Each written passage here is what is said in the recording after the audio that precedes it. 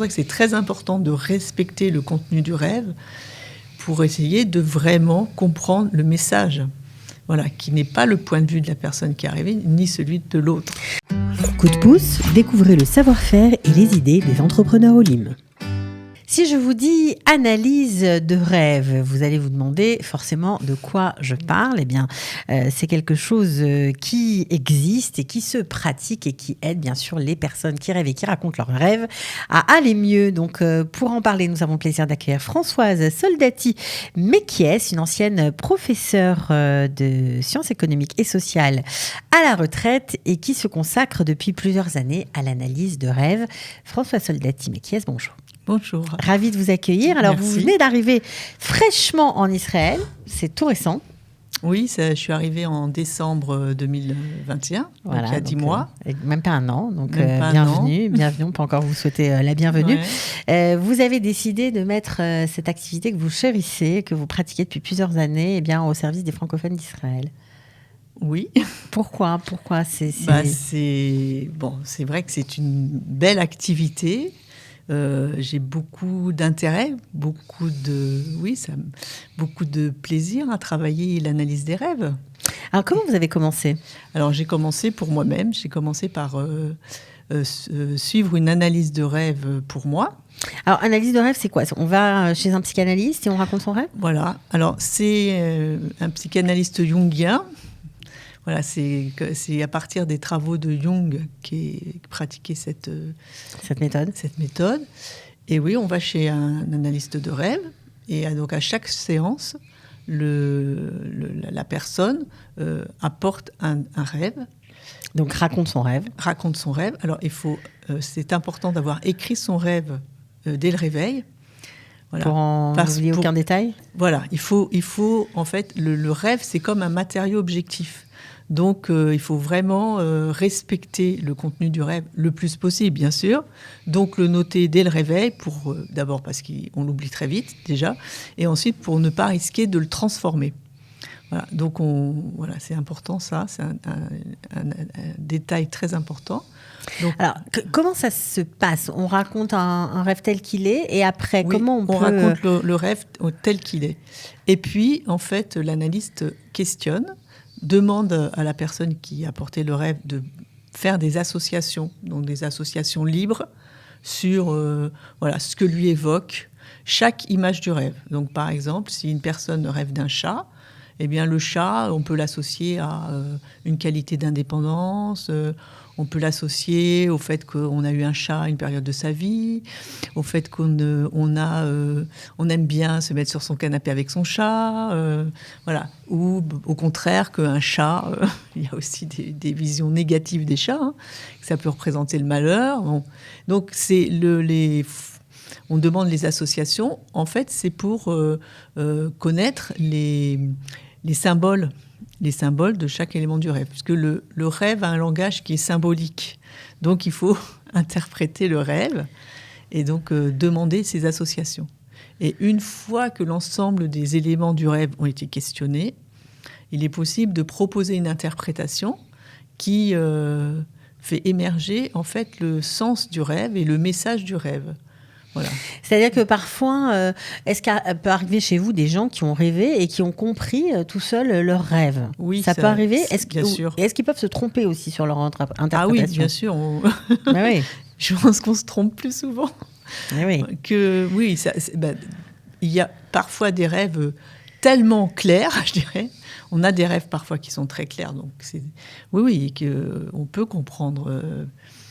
Et ensuite, évidemment, en fait, le rêve, c'est comme un message. Enfin, c'est un message que reçoit la personne qui vient de l'inconscient et qui interpelle la personne pour lui faire prendre conscience de contenu de son inconscient. Donc, pour l'emmener vers d'autres chemins, vers d'autres voies, son conscient.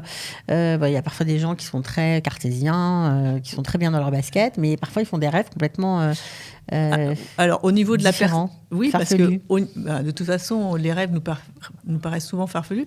Mais une personne qui est très cartésienne, justement, au niveau de l'inconscient, il y a une forme de compensation de cette hyper-rationalité, et on a aussi besoin de toute la partie imagination, fantaisie.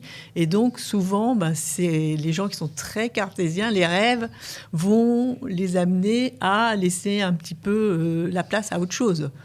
Que tout n'est pas... tout n'est pas sous contrôle de l'intellect. Permanent, c'est sûr. Alors, une fois qu'on a raconté son rêve, le but, c'est quoi ? Est-ce que quand on vient vous voir, c'est qu'on se sent mal, on a un mal-être ? Alors, ou pas ? Une personne, les personnes qui s'engagent dans une analyse de rêve, souvent, c'est qu'elles ont effectivement... Elles rencontrent des difficultés dans leur vie, ou alors elles ressentent un malaise. Voilà, elles se sentent tristes, elles se sentent en colère, ou alors elles ont des problèmes à répétition et elles se disent il faut essayer de comprendre ce qui se passe et changer les choses. Et ça peut être aussi des personnes qui sont intéressées par un travail d'introspection. Voilà, de toute façon, de se comprendre et puis.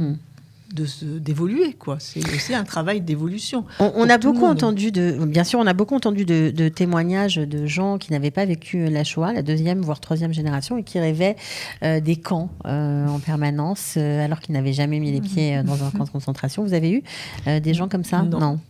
Mais j'imagine que là aussi, il y a un travail à faire. C'est-à-dire qu'en fait, les contenus de l'inconscient, ils sont à la fois issus de nos expériences personnelles, donc ça peut être aussi des blessures, des problèmes rencontrés, et de ce que nous avons hérité des générations précédentes. Donc c'est tout à fait compréhensible que les personnes rêvent, bien sûr, de situations qu'ont vécues leurs ascendants. Quoi. Ouais, ça, c'est sûr. Alors, une fois qu'on a noté son rêve, qu'on vient chez vous pour essayer de l'analyser, ça dure combien de temps, la séance ? Alors, une séance, ça dure 1h30. OK. Voilà. Et c'est un échange, en fait ? Alors, il y a une première partie où il y a un questionnement. Donc, le questionnement, c'est pour faire venir les associations. Donc, c'est un échange, si vous voulez, c'est un dialogue. Oui, bien sûr. La deuxième partie, c'est l'interprétation. Et c'est sûr qu'au cours de l'interprétation, il y a un échange. Et d'ailleurs, les personnes, au fur et à mesure, elles deviennent, on va dire, acteurs, actrices. De leur interprétation. Oui, c'est vraiment un échange. Et en fait, c'est un partenariat. Enfin, le travail d'analyse de rêve, c'est un partenariat autour du rêve, parce que en fait, le message du rêve ne correspond ni à ce que dit au point de vue du moi, de la partie, de la partie consciente de la personnalité de la personne qui rêve, ni de ce que pense le moi de l'analyste. Donc, les deux sont autour du rêve, et c'est pour ça que c'est très important de respecter le contenu du rêve pour essayer de vraiment comprendre le message. Voilà, qui n'est pas le point de vue de la personne qui est arrivée, ni celui de l'autre. Alors, combien de temps on doit, quand on s'engage dans une analyse de rêve, combien de temps ça dure ? Combien de temps ça peut durer ? Et vraiment, est-ce qu'on a des solutions, quoi ? Est-ce qu'on a des changements ? Oui, il y a des changements, ça, c'est sûr. Après, on n'est pas dans le monde de l'efficacité. On est dans le monde de la transformation, on est dans le monde de l'écoute. On n'est pas du tout sur on n'est pas du tout sur le registre du contrôle et du il faut faire et de l'efficacité. Mais ce qui est sûr, c'est que de rêve interprété en rêve interprété, il y a des transformations intérieures qui se produisent, et qu'il y a des choses qui vont se dénouer à l'intérieur, il y a des choses qui vont disparaître, il y a des choses qui vont se transformer. Et c'est sûr que la personne qui s'engage dans une analyse de rêve, elle va aller vers un mieux-être, un mieux-être avec elle-même et des meilleures relations avec les autres. Bon, alors écoutez, ça a l'air vraiment fantastique, surtout que... Non, mais c'est vrai, c'est très sérieux. Vous avez étudié dans une école en France. Il y a des gens qui font ça. C'est peu connu, mais ça a le mérite d'exister. En tout cas, nous, on voulait vous faire connaître cette technique et en même temps vous donner un coup de pouce, puisque vous venez d'arriver et que c'est votre Parnassa aussi. Ce qui est sympa avec vous, c'est que la première séance est gratuite. Oui, oui, Pour oui. prendre connaissance, pour voir si Voilà. ça convient. Voilà, puis oui, peut-être poser des questions, Bien sûr. comprendre, voilà, si ça convient, interpréter un rêve, hein, bien sûr. Voilà, bien sûr, bien sûr. Donc, Bien sûr. on vous consulte à Jérusalem? Oui, alors j'habite à Kiryat Yovel. D'accord. Et vous recevez là-bas? Voilà, 16 rue Brasil. Ok, Oui. donc on peut vous contacter comment? J'ai un numéro de téléphone. Allez-y, vous êtes là pour ça. C'est le 058 Ouais. 613 2 614. Ok, 058 613 2 614. Voilà. Donc, nous, on était ravis de vous accueillir, Françoise. On espère que vous allez aider des nouveaux immigrants. Voilà, parce que... J'espère aussi. Je crois que ici, c'est quand même pas les difficultés qui manquent. Ouais. Donc, parfois, ça s'exprime. Je pense qu'effectivement, c'est vrai.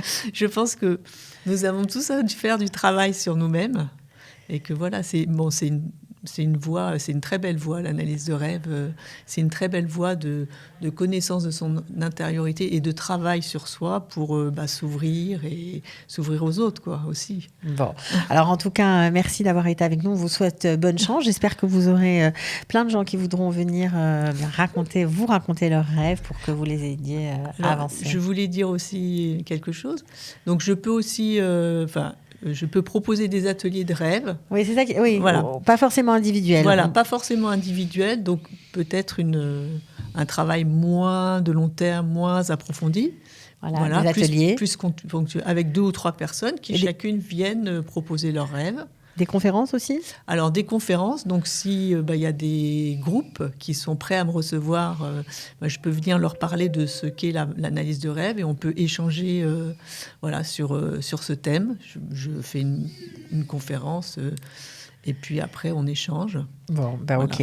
En tout cas, c'est dit. N'hésitez pas à me contacter. Je crois qu'ils ne vont pas hésiter. En tout cas, nous, on était ravis de vous accueillir. On vous souhaite bonne chance. Merci dans beaucoup, votre intégration. C'est très gentil. À bientôt. Ciao. Au revoir. Coup de pouce, découvrez le savoir-faire et les idées des entrepreneurs Olim.